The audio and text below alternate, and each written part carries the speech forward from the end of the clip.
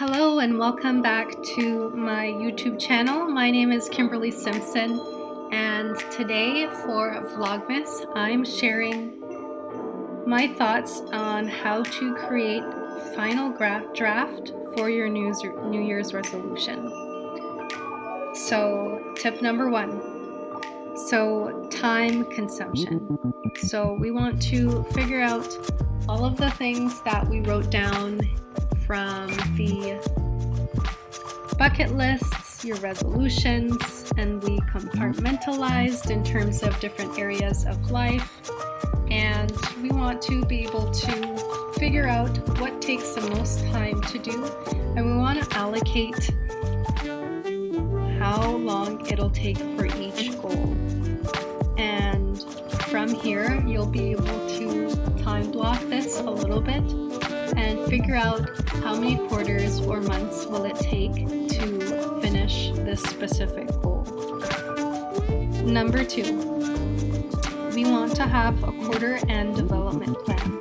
So I like to plan things based on weeks, and this is because I work a 9 to 5 and I'm quite busy in the evenings, but I have quite a bit of time in my mornings before I get ready for work to work on myself or my resolutions. So for example, my morning time is best served for my language learning, and I'm finding that anything that requires, a lot of brain energy, for example writing, I usually like to leave that for the weekends. So we want to develop a plan weekly, quarterly, and monthly in terms of how we're doing in terms of our goals, and then we also want to review those as well as the weeks go on. So don't just go on autopilot and think that you'll magically become bilingual without putting in any of the work. We want to be able to make sure that we are allocating the appropriate time that is needed for each goal. Number 3, scaling back. So we want to take off perhaps 1/3 of the list that we've created.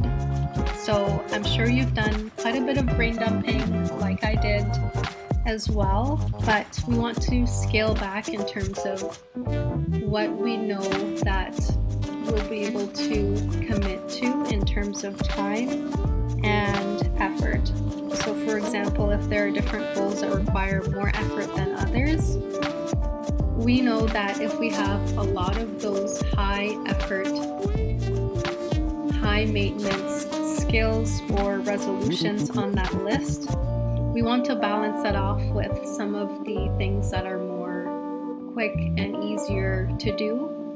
So for example, on my list for my quarterly goals or my resolutions, I have one column where it's the actual goal, and then on the other side of that page, I'll write down the things that I need to do in that quarter in order to make sure that I'm a few steps closer to that goal.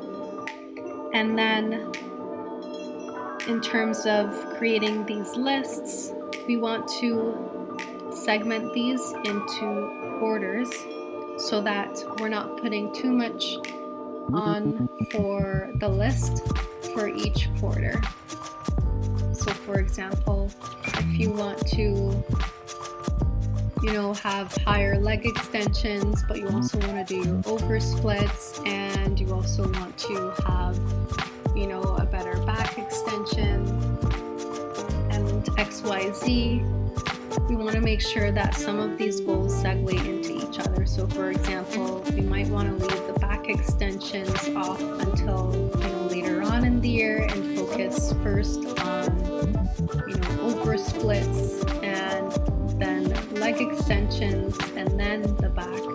So you can think of it in that regard if you're a dancer listening to this. But in terms of professionally, so for example, I've been wanting to do French, and I've been working on that, and I've also been looking at Italian, Spanish, and German, and this was during a time where I didn't really have a whole lot to do. I lived up in a rural part of Canada, Ontario, and I had quite a bit more time on my hands than I do now. So I'm not able to learn 4 different languages and, spend all my evenings working on that.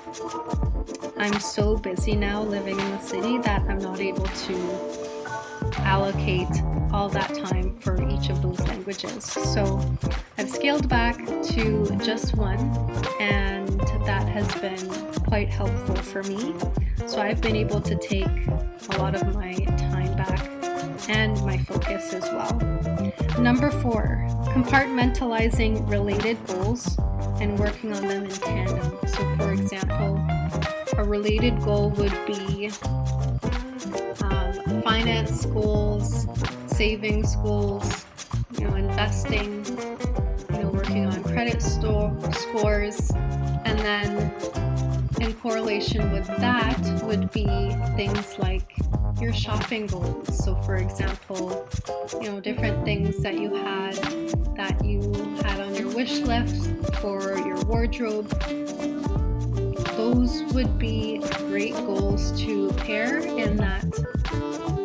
In terms of working on wardrobing, you want to make sure that you're able to stay on budget and be able to also work alongside your savings goals so that you can stay on track with all of that.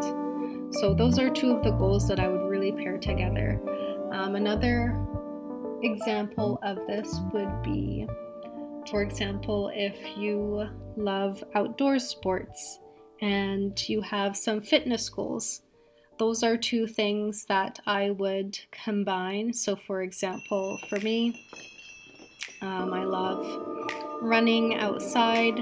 I wasn't really a fan of running in the winter, after university, due to, little accidents that I would have falling on the ice. But I'm finding that giving myself some time and space and, more time to think about things and also plan my runs. So for example, I wouldn't go outside for a run if it was, freezing rain the day before, or if, the snow is a little bit slippery. I want to make sure that I'm running outside on a day where the snow is really dry and or I can see the pavement on the ground.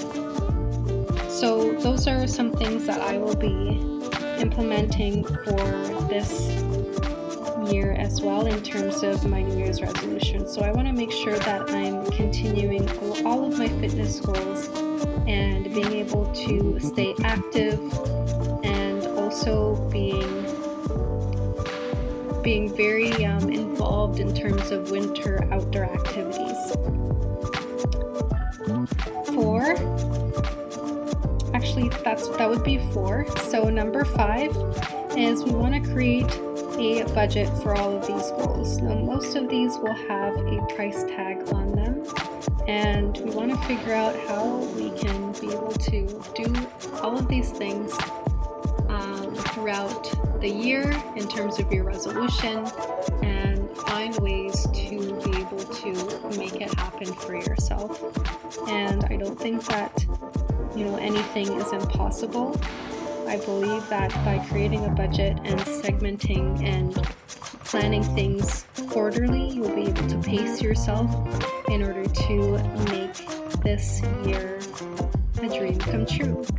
So thank you for listening to this episode, and this is Vlogmas Day 8, and this is regarding resolutions and how to make a final draft. And if you like this video, you can click subscribe and stay tuned for more.